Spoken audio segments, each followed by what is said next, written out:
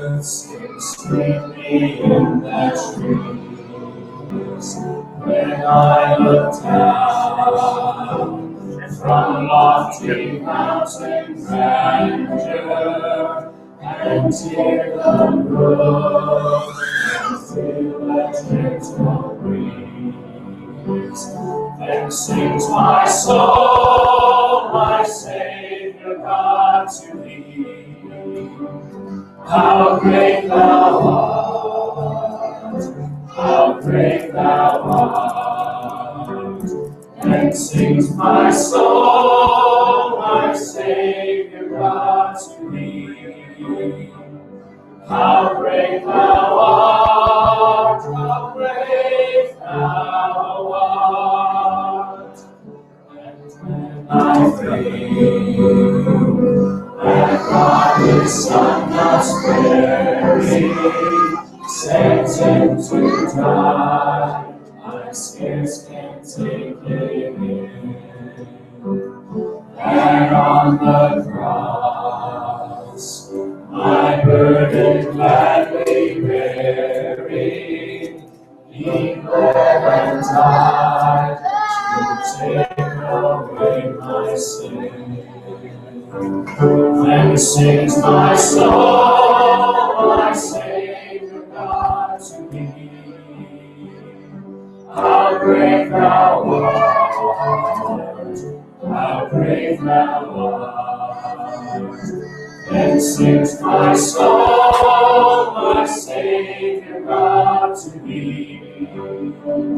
How great thou art, how great thou art. When Christ shall come, with shout of acclamation, and take me home, what joy shall fill my heart. Then I shall bow in humble adoration, and there proclaim, my God, how great thou art. Then sings my soul, my Savior God, to thee. How great thou art, how great thou art. Then sings my soul, my Savior God, to thee. How great thou art, how great thou art. How great thou art, how great thou art.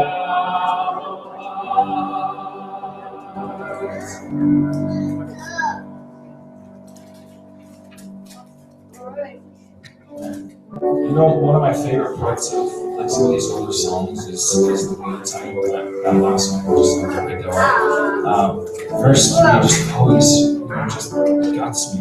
This is when I think that God His Son not spared Him, sent Him to die, I scarce can take it in sometimes. That's very true. And in this next song here, I also want to encourage you to reflect on the words say, this last song, How Great Thou Art, it talks about God's feeling, and in the passage of this song it says, how deep the Father's love for us, how vast beyond all measure, that He should give His only Son to make a righteous treasure. How great the pain of searing loss.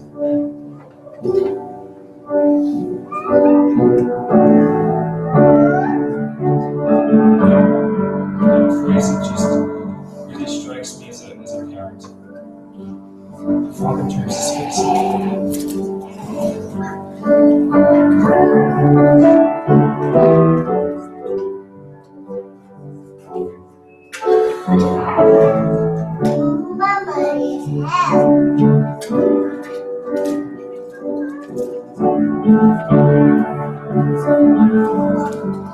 How deep the Father's love for us, vast beyond all measure, that He should give His only Son to make a precious treasure. How great the pain of searing loss. What the earth away. As smooth torn the children one. Bring many sons to glory.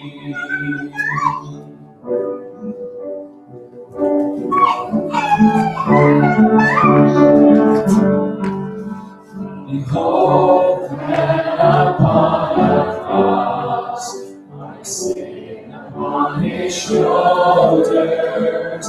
Ashamed, I hear my mocking voice, call out among the scoffers.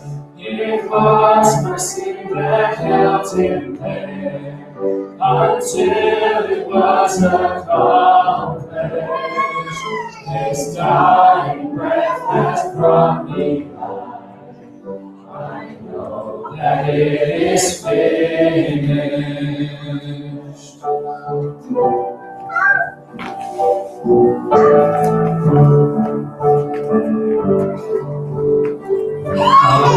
will not boast in anything, no gifts, no power, no wisdom, but I will boast in Jesus Christ, His death and resurrection. Why should I gain from His reward? I cannot give an answer. But this I know with all my heart, His wounds have paid my ransom. Why should I gain from His reward? I cannot give an answer. But this I know with all my heart, His wounds have paid my ransom.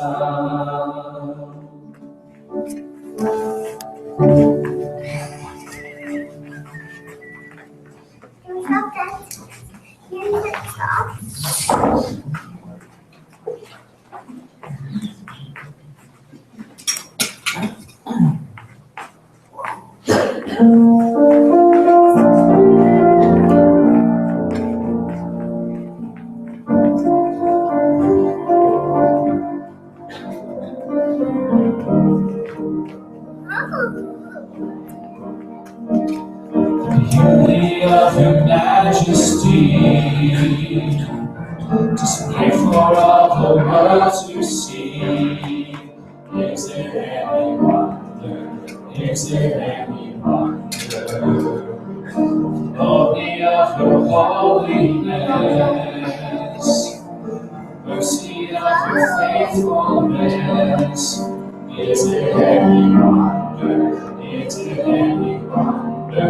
We sing, great are you, Lord, for we adore you. Lift up your name and fall before you. We stand in awe and sing, great are you, Lord. We lift up our voice, we sing, holy, holy, hallelujah, to the one and only, forevermore. We sing, great are you, Lord. And the sages you will reign, in every season you're the same. Is there any wonder? Is there any wonder? Our redeeming man, risen offers life to man. Is there any wonder? Is there any wonder? We sing, great are you, Lord, for we adore you. Lift up your name and fall before you. We stand in awe and sing, great are you, Lord. We lift up our voice, we sing, holy, holy, the one and only forevermore. Sing, great are you, Lord. Is it any wonder, great are you, Lord? Is it any wonder, great are you, Lord? Sing, great are you, Lord? Is it any wonder, great are you, Lord? Is it any wonder, great are you, Lord? Sing, great are you, Lord?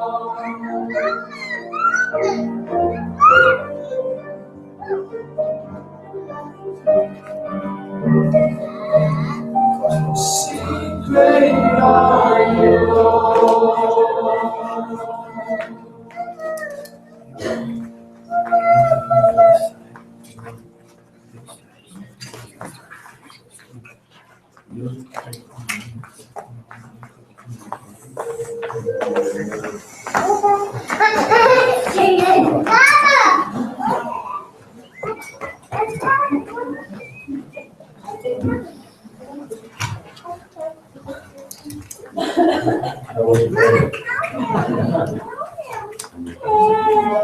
So some of you will have noticed on the back table that there are a whole bunch of books there.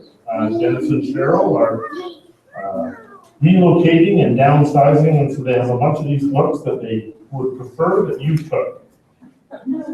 It's not that they're not good, but they've already read them, and so if you would read them, please take them, because they're not going to their new place, which means we're recycling. If we can get the ushers to come forward, let me pray for the offering before I go on. We'll just do that. Ushers? Oh, okay, we do have you. Well, let me just pray for that. Father God, thank you so much for all that you provide. We thank you for all you do for us. We ask you today to take this portion of you back to you, to use for your kingdom's sake, for your glory and edification. We pray this in your Son's name. Sorry about that, and we'll continue. The Care Group Challenge continues with the blankets. There's only 2 weeks left. At the end of March, it's over. It says on my thing that Care Group A is winning. Truthfully, Care Group A is the only one participating right now. So Care Group A is also losing because nobody else has brought it. So if you're in Care Group B and C,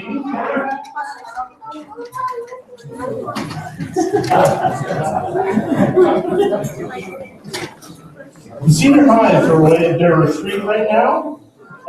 So please continue to pray for them this morning and as they come home for safe travel. And in this time to come, retreats at Camp Caroline are often a time when you renew your faith or when you make a new commitment to God. And it's also a time when it's easy to fall away from that commitment, where people, life gets busy.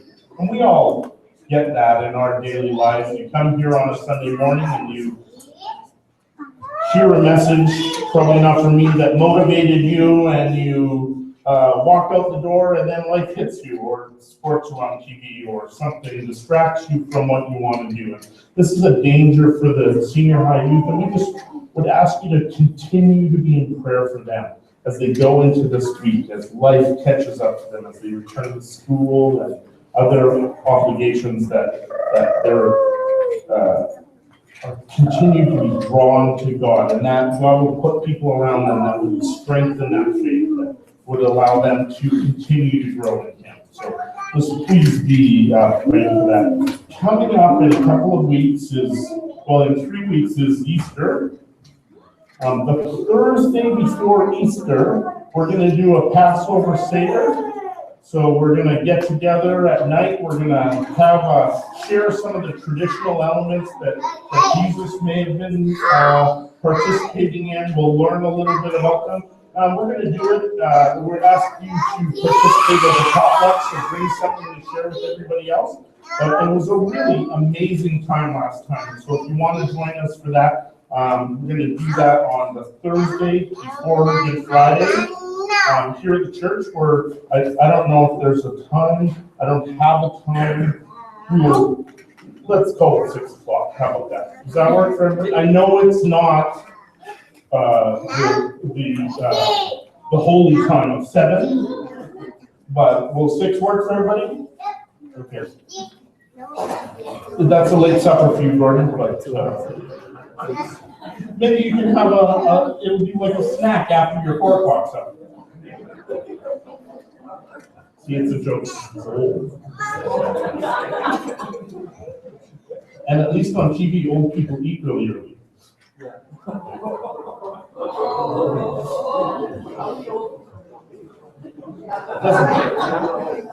Doesn't matter. Today, right after church, we're going to have our prayer meeting in my office if you'd like to join us for that. And then Lunch and Learn is on. We'll start at noon. I promise we'll be done at 1. There is 2 kinds of soup today. There's a big pot of homemade turkey soup. I promise you it's homemade. I made the stock myself, and I made the turkey soup from that stock that I made. It's delicious. It's homemade. It's made by these hands, which I washed before I made it. Yeah. Well, the turkey brought her. I drove today. There's also a cream of something, some vegetable. What is it? A cream of cauliflower soup that I will not be trying, but it smells okay. Putting cauliflower on soup is like,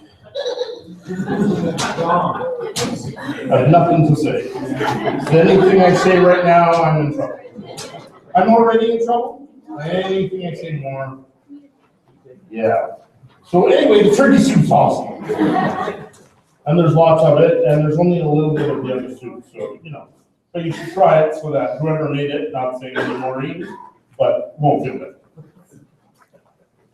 The same. I'm in trouble again. I kept talking. Why don't you stop me, people?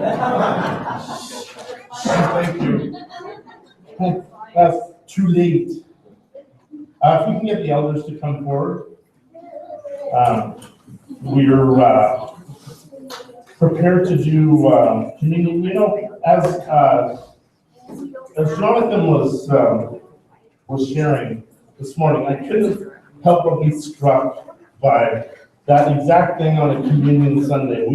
We so blithely come together sometimes and forget that we're here to celebrate this incredible, unbelievable thing that God did, this incredible, unbelievable thing that Jesus did.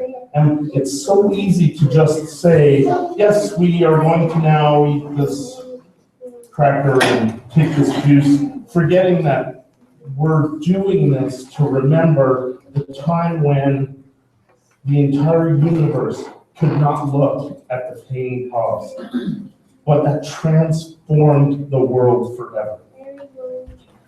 So as we prepare to dole this out, I would just ask you to bow your hearts and heads and just pray with me as we reflect on this incredible act of mercy to we who just do not deserve it. Father God, we thank you so much for sending your Son. We can't imagine what that was like for you.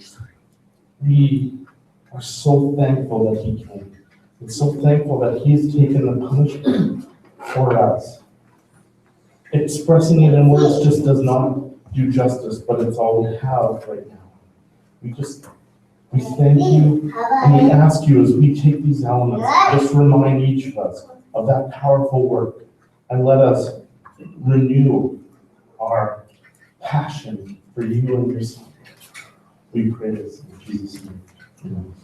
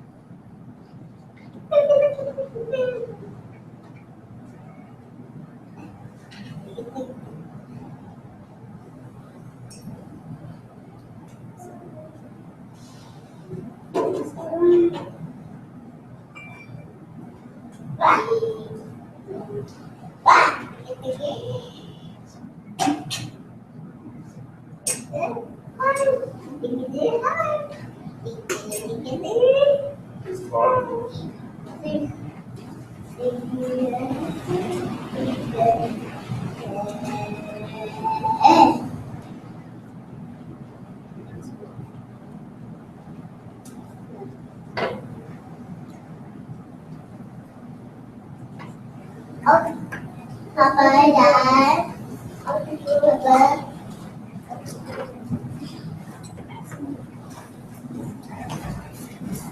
Thanks, guys.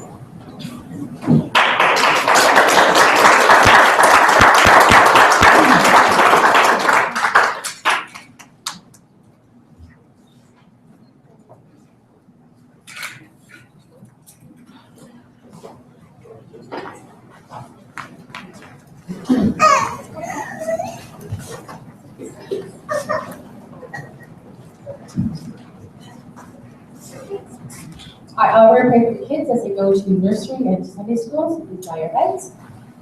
Dear Jesus, we thank you so much, Lord, that we have such beautiful kids in this church, God. And I just thank you that we have teachers and leaders who are going to teach them about you. I pray you prepare their hearts, Lord, messages that will reach far into the future.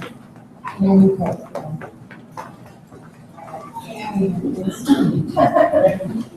The rest of you is we're reading James 4, 13-17. And I do, and I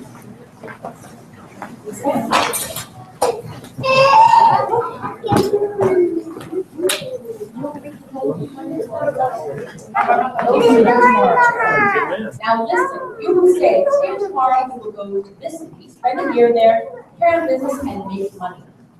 Why, you do not even know what will happen tomorrow. What is your life? You are a mist that appears for a little while and then vanishes. Instead, you ought to say, if it is the Lord's will, you will live and do this or that. As it is, you boast in arrogant schemes. All such boasting is evil. If anyone then knows the good they ought to do and doesn't do it, It is sin for them.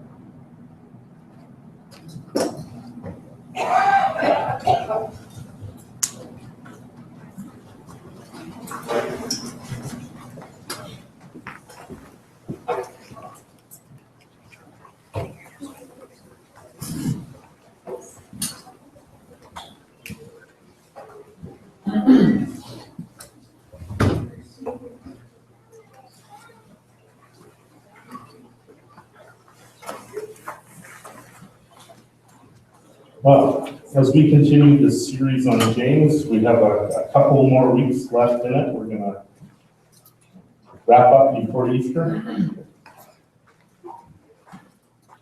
You know, I read this funny thing about this professor at Harvard University who was asked to give a talk on Columbus Day, and he said there were three profound things about Christopher Columbus' discovery of America. He said, first, when he left Spain, he didn't know where he was going. Second, when he arrived in the New World, he didn't know where he was. And third, when he returned to Ferdinand at his court, he didn't know where he'd been. And he did it all on borrowed money. He was a Mennonite.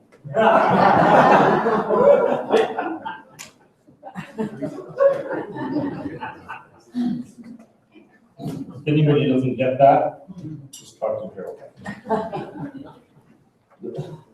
That sort of sounds like us in general. That's a guy thing, right? We don't really know where we're going, but we're going. We're not going to stop and ask anybody. And when we find something, we're going to say we're there, whether it's what we intended or not. Never mind the inconvenient little facts that there were already people there, and the arrogance of saying we discovered you. It's a very interesting thing to do.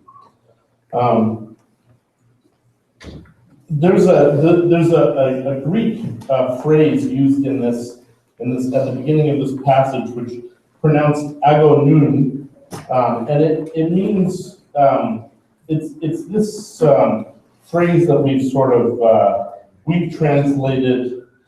Look here, you who say. So we've translated this two-word phrase into that sort of thing, but it doesn't quite capture what it's saying.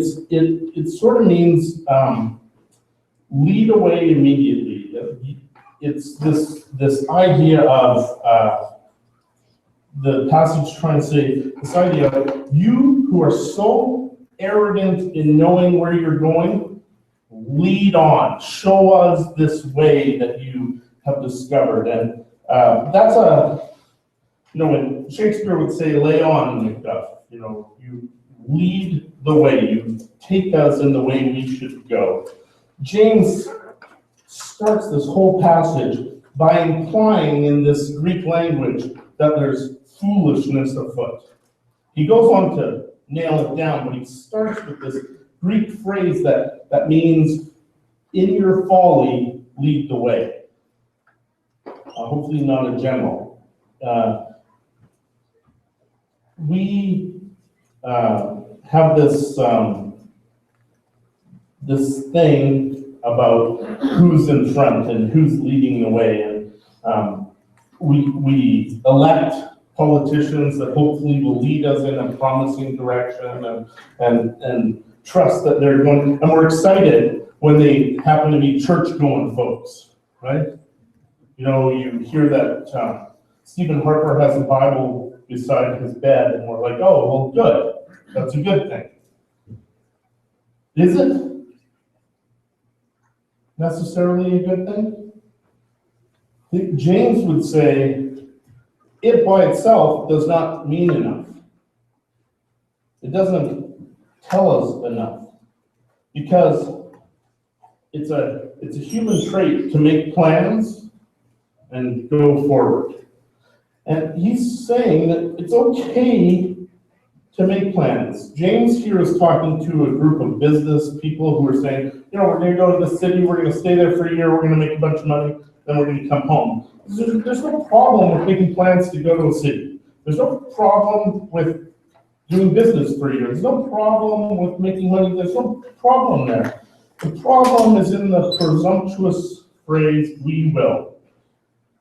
If they could hear God speak, they might hear the well-known phrase, who's we? Psalm 127:1 says, unless the Lord builds the house, its builders labor in vain. Unless the Lord watches over the city, the watchmen stand guard in vain. James and God, through James, wants us to understand that without him, we don't have or do anything. He made it all. He owns it all. He made us for a purpose, and he has a plan that includes us. The question is, does our plan include him? But sometimes we think we include God, but we don't really. So we start our own plans and then ask God to give us a check mark.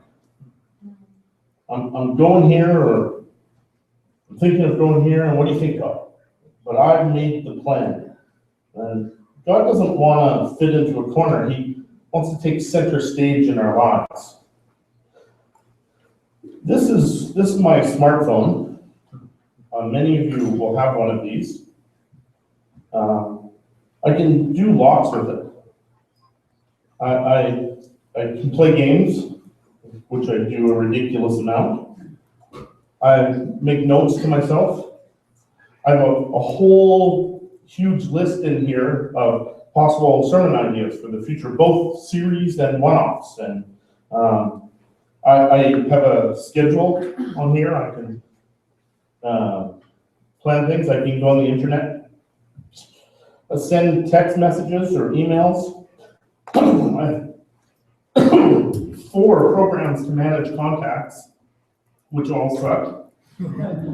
Because I have Gerald Barkman in here 7 times. And I delete 6 of them, and the next day I have 7 again. And they're all the same. I can think, oh, hey, Jonathan. Or I could even, if I was so inclined, make a phone call with it. I know. Now, do I ever worry about how little I use my phone? Do I spend any time on that? No, nobody does. You don't worry about how little you use it. In fact, the opposite is probably true, because you have only so many minutes or so much data that you're allowed to use. You have to be careful, and if you go over, you pay this big sum of money. So there are people who pay for unlimited plans. They don't exist in Canada. So there's no such thing, or there's only barely such a thing. But it's all covered. Now I use this phone all the time throughout the day. It sits in my pocket. We went for a walk the other day, and I thought, well, I don't need my phone. We're just taking the dog for a walk, and it'll be good to just talk to my wife. About 3 times on that walk, we both asked a question that I could have looked up, but I didn't have my phone. It was sad. It took me back to the days of my youth when you couldn't just look things up. Who's that voice in the cartoon? I don't know. Oh, it's that guy who plays Sheldon. You can look things up. It's magic, right? You know, I don't know if any of you have this, but I get this when I don't have my phone with me, or sometimes when I'm driving, I'll put it off to the side, so, you know, but I get phantom ring. My leg vibrates, and I'm like, oh, my phone's not even there. It's like, what is going on? You wake up in the middle of the night, my phone's ringing. Nope. It's not. It's not. So why do I use this device so much? Is it because I feel guilty if I don't use it? No. Do I feel an obligation to use it because I have the plan? No. I use the cell phone because it has value to me, because it accomplishes things for me. There are many people who think of prayer as a religious obligation. You got to do it because that's what religious folks do. And then there are actually some people who look at Muslim prayer and say they pray 5 times a day. Look how devoted they are. You heard somebody say that? But I don't know if you know this, if you have ever looked. Their prayers are recitations made from memory. They don't pray to God in the way we would say they pray to God. They recite a prayer. And I think often when we talk about prayer as Christians, we're not saying you should recite the Lord's Prayer 5 times a day. That's what you should do.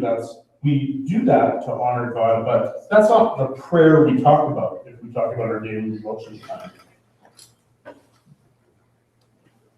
Muslims do this prayer, but they're not pleas, they're not a supplication to God. It's just a rote memory of something.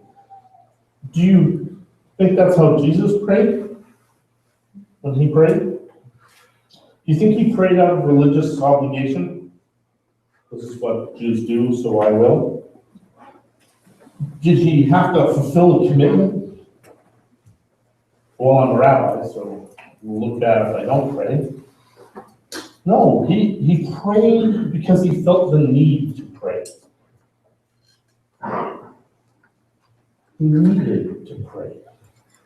And I read a part of a sermon, and I stopped when I got to this point, of a guy who said he didn't really think Jesus prayed that much. I'm like, wow. I think I'm going to stop reading, and I don't even need your point now because I've read the Bible, and he prays a lot. And he goes away to pray because he needs to pray. So in this passage, when we talk about making a plan, well, James is talking about that. You need to start with prayer. You talk to God and invite him into the planning of what you're doing. You know, my wife and I were talking about possible vacation plan this summer, and we had thought of this idea, and then we started to pray. You know, is this a good idea or not? Well, we did it backwards. We should have been praying about vacation or praying to God about plans for the summer before we thought of a plan. Start with God. Then make plans as things come up. Sometimes we dream dreams and get excited, and often God puts dreams and ideas into our hearts and minds, but they're not automatically from him. We as Christians, we often ascribe so much of God to coincidence.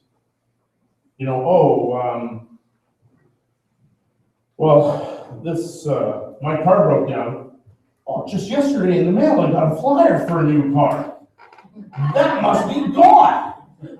See, it's ridiculous to even say it, but we do that with things, right? My job is ending. I just got a call from a company. Or this offer came up. We ascribe coincidence. And here's the tricky part. Sometimes it's God. How do you tell the difference? Well, you've heard in the past, I've talked about this, and I sure know Larry has talked about this in the past, but you do it by knowing his voice better.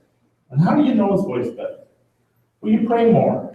And that sounds like, people hate it when pastors talk about prayer because you feel like this, all of a sudden, wow, I don't pray enough.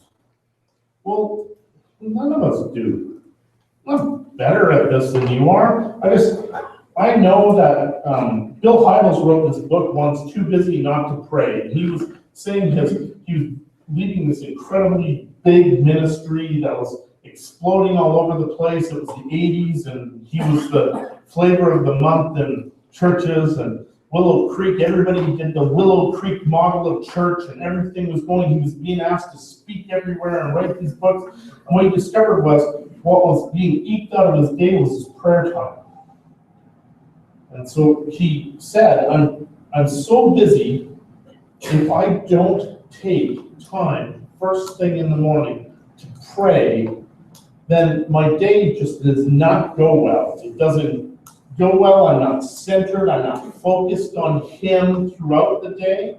And I'm just doing business. And he said, if I'm just in the business of business, then who cares? How am I answering the call I believe God placed in my life? And I believe that that's true, that we need to start our day in that way. But it's more than that. You know, Augustine said, pray as though everything depended on God and act as if everything depended on you. You know, this passage says we're a mist, or the translation I put up, a morning fog that disappears. We appear for a little while and then we vanish. But we can be a mist or a fog that makes a difference. We can have a life that's lived with God. And that doesn't mean you have to become a pastor or any of that. It means what you're doing now can be lived. You can live that journey with God, knowing that every day is richer because God's a part of it, because you've invited him into it right from the beginning of your day, from the beginning of everything you do. When you start to plan, you should start with God. At one point in the wilderness, Moses told the Lord, Lord, if you won't go with us, we're not going either. Or either. I don't know what she said. That's a joke. He didn't speak English. Yeah. Moses wasn't being arrogant. He just knew without God it was futile. Nothing mattered. And James goes on to talk about the issue of pride here. This is a big issue. It's a big thing. There's a possibility that we as people become this, when we plan alone and then act alone, we sort of become self-reliant, right? We've all been in that place where you sort of look back over the last couple of weeks and realize I've just been doing my thing. There's not been a lot of God time. Maybe you went to church on Sunday, but not really focused on that, and you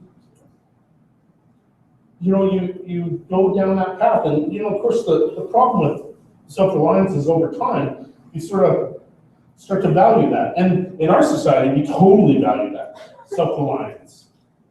That's a big thing. And when you're self-reliant, you kind of want to be in charge. Sort of what it means. C.S. Lewis said this, a proud man is always looking down on things and people. And of course, as long as you're looking down, you can't see something that is above you.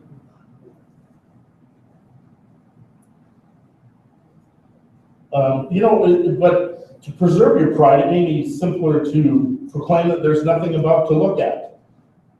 Psalm 10:4 says, in the pride of his face, the wicked does not seek him. All his thoughts are, there is no God. Certainly, no God that involves our daily activities. No God that determines our course of action. No God that tells me what to do. There's a God that I visit on occasion, sure, but not God that is sovereign in my life. Pride does not like the sovereignty of God. It does not like that there is God at all. Because if we proclaim there is God, then there should be a call to something, if you believe that.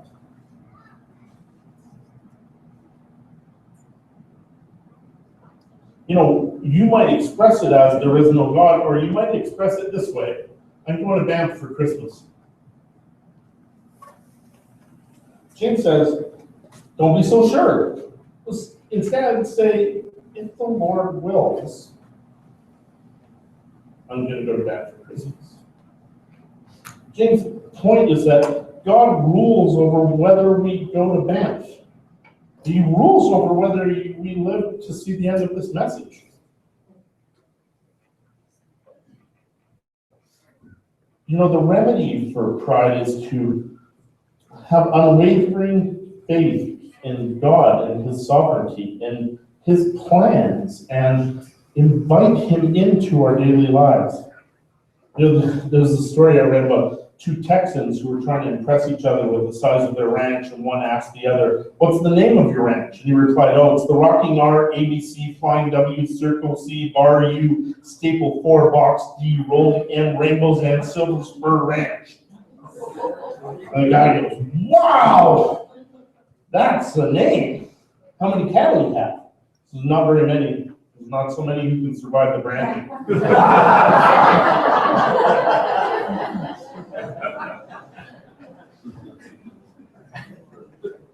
Proverbs 3 says, "Trust in the Lord with all your heart. Do not depend on your own understanding.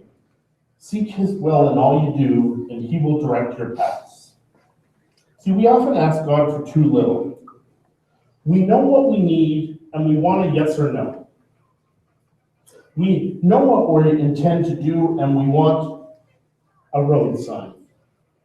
Just guide us in that. God is more than a GPS telling us the directions.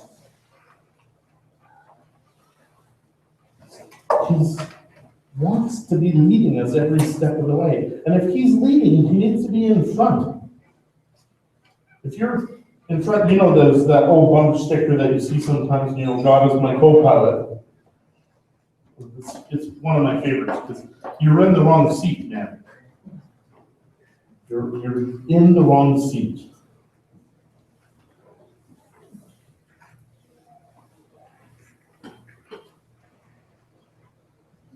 It's so easy to just get caught up in our lives, and then only when something bad happens do we turn to God.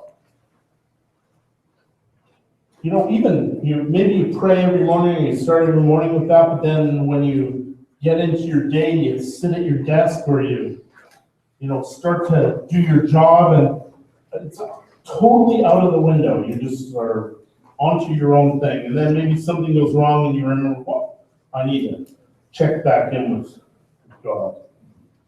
And there's it's a story told of the doctor who's talking to his patients. He says, "I have some good news and bad news for you." And the patient says, "Well, you need the bad news." No. Give me the good news first. Let's start this on a positive note. He says, "Okay, you have 24 hours to live." "What? If that's the good news, what's the bad news?" "I should have called you yesterday."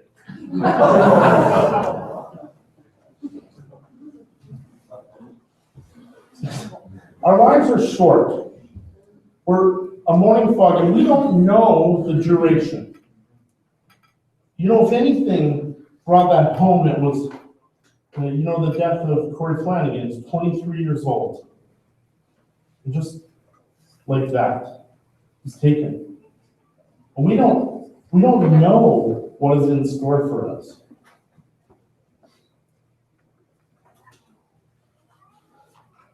We're so confident in our planning and our ability to go forward that we only check back in with God. And James wants us to get as much as possible that that's not the journey He wants us on. It's not that journey He plans for us. And your life will be richer somehow with God in it. I don't promise you better, because we know that we live in a broken world with broken people. And, unless you're the boss can suck. And if you're the boss can suck.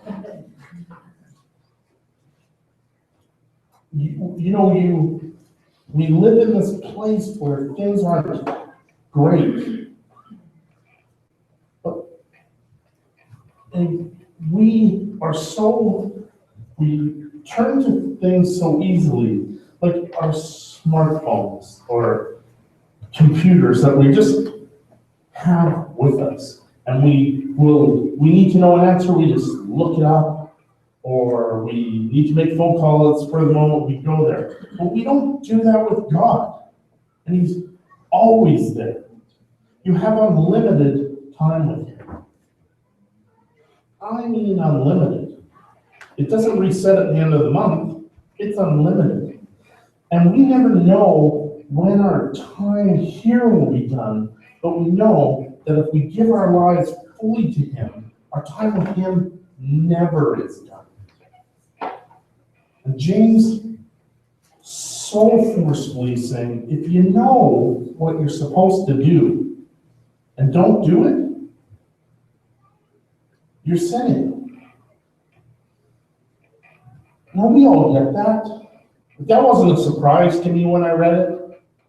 You know, those mornings when I come in and I just open my emails right away and just start, don't take any time to pray or read the Bible or do that, or morning, something distracts us in the morning. We usually pray right before we get out of bed, but maybe we didn't this day.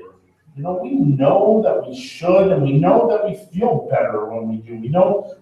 It doesn't guarantee me a better day, but it does help me be in the right frame of mind, and it helps me turn to God throughout the day. Before I answer that terrible email, before I pick up the phone and have a conversation with whoever's on the end of the line, before I start to write a message. I started this quite a while ago, but before I put anything down on paper, I read the passage of scripture that we're talking about, and then I spend as long as I need to in prayer and just ask God to just speak through the passage. And then I'll read it again in a different translation, and again in a different translation, just trying to hear what God has for me in that passage. And hopefully as I read that, something comes up that is like, yeah, absolutely, that is what we're talking about. And in this passage that is going on, there was a message I wanted to give, and I even started to write, but it wasn't the message of this passage, which is, if you're gonna plan, if you're gonna set forth a goal for your life, which we all do, if you're gonna plan how your day is gonna go, include God at the beginning and recognize He is sovereign, we are not. Start your day and continue your day in His way. Turn to Him. Father, thank you so much for your plans, for your guidance. We just ask you to help us to be reminded to turn towards you, to have our faces looking towards you, seeking your plans,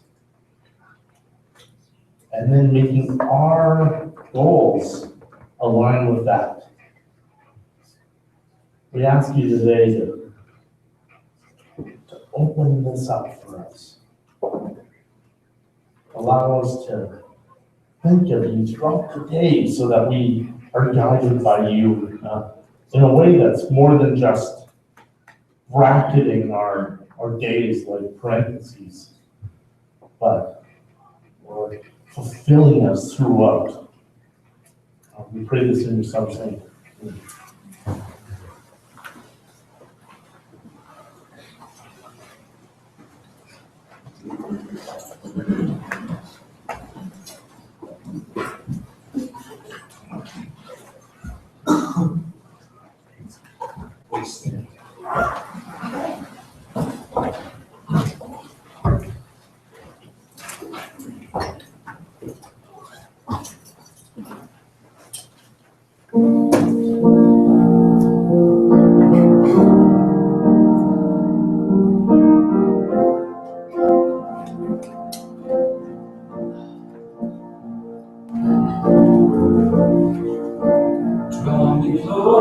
you. Never let me go. Lay it all down again.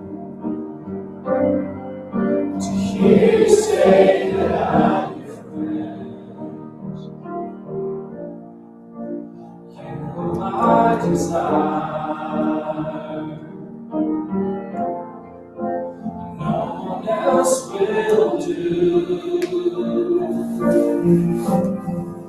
There's nothing else can take your place. To feel the warmth of your embrace. Help me find a way, bring me back to you.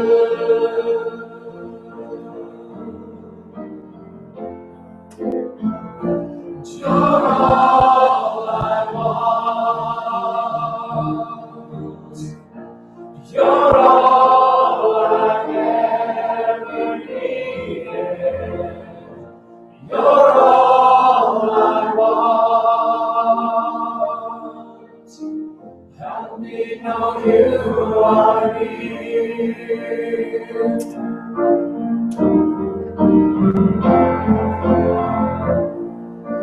Draw me close to you. Never let me go. Lay it all down again. To hear you say that I'm your friend. You are my desire. No one else will do. There's nothing else can take your place. To feel the warmth of your embrace. So help me find a way, bring me back to you.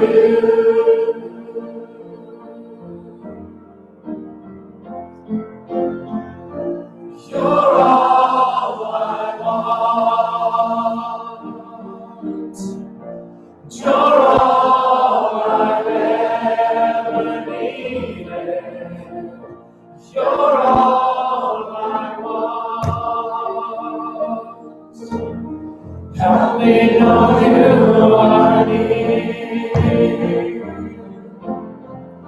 You're all I want. You're all I've ever needed. You're all I want. Help me know you are near. Help me know you are near.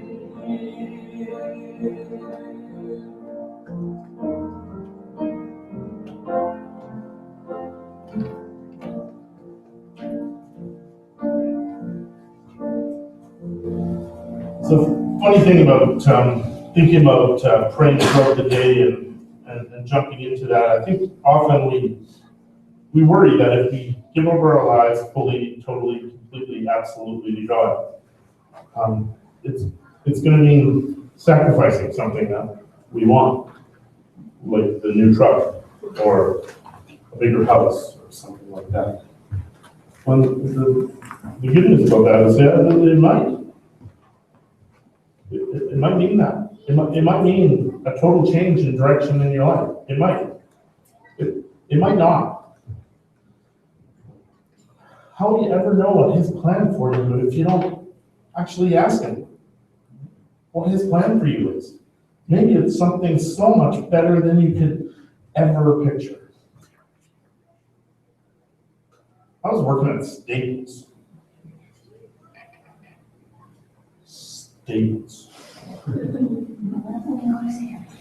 So a soul-sucking job is what it is.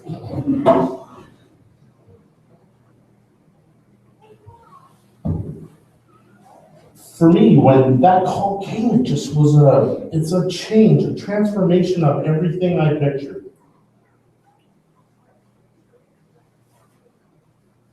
There's nothing wrong with anything that you do. That's the freedom of Christ, but it could be so much more if you just let Him chart your course. Go His way. Just try it. Who knows? Maybe like Mikey, you'll like it. That's just for you. So if you can stay for prayer or for lunch and learn, we'd invite you to do that. You learn something new about David and Goliath. It'll be a very interesting conversation afterwards. If you can't, go and just have a blessing.